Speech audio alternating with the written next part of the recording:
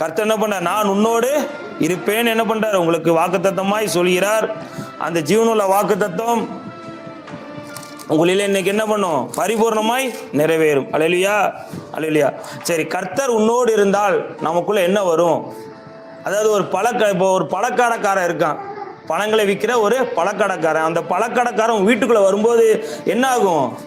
நல்ல வாசனை மிகுந்த பழத்தோட வாசனை என்ன ஆகும்? நமக்குள்ள வரும். அல்லேலூயா.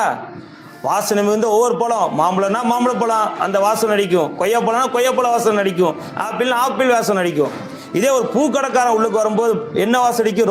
அவன் வச்சிருக்கிற அந்த பூவோட வாசம் அடிக்கும். ரோஜான ரோஜா.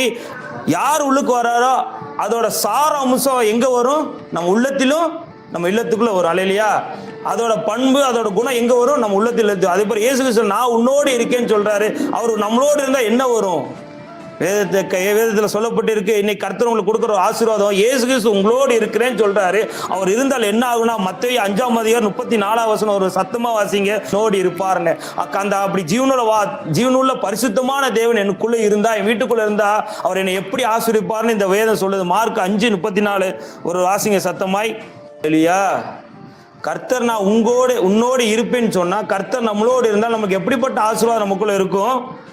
எப்படிப்பட்ட ஆசீர்வாதம் இருக்குன்னா, அவர் அவனை பார்த்து அவர் என்ன பண்ற? உங்களை பார்த்து, என் மகளே என் மகனே, உன் விசுவாசம் உன்னை ரட்சித்தது, நீ சமாதானத்தோடு போய் உன் வேதனை நீங்கி சுகமாயிரு என்றார். அல்லேலூயா. இன்னைக்கு இயேசு கிறிஸ்து உங்களோடு இருந்தா என்ன வரும்? உங்க ரட்சிப்பு வரும். சமாதானத்தோட நீங்க போவீங்க. பலவீனத்தோடு வந்திருக்கலாம், பலவீனத்தோடு இந்த இடத்துல பார்த்து கொண்டு இருக்கலாம், வருத்தத்தோடு வந்திருக்கலாம், சமாதானமே வந்திருக்கலாம். ஆனாலும் கர்த்தர் சொல்றாரு, அதெல்லாம் அந்த சமாதானத்தோட நீ போய் உன் வேதனை நீங்கி. அல்லேலூயா. நம்ம கொடுக்குற வாக்குத்தத்தை இவ்வளவு அழகா கர்த்தர் சொல்றாரு. உன் வேதனை நீங்கி. நீங்க எந்த வேதனை வந்தாலும் இன்னைக்கு என்ன பண்ண போறாரு? கர்த்தர் உங்கள் வேதனை நீங்கி சமாதானம் போய் நின்று சுகமா இரு என்றார். அல்லேலூயா. கர்த்தர் நமக்குள்ள இருந்தா, கர்த்தர் என்ன நமக்குள்ள இருக்கும்போது நமக்கு என்ன வரும்? நம்ம வேதனை நீங்கி நம்ம சமாதானத்தை என்ன பண்ணுவோம்? சுகமா இருப்போம். அல்லேலூயா.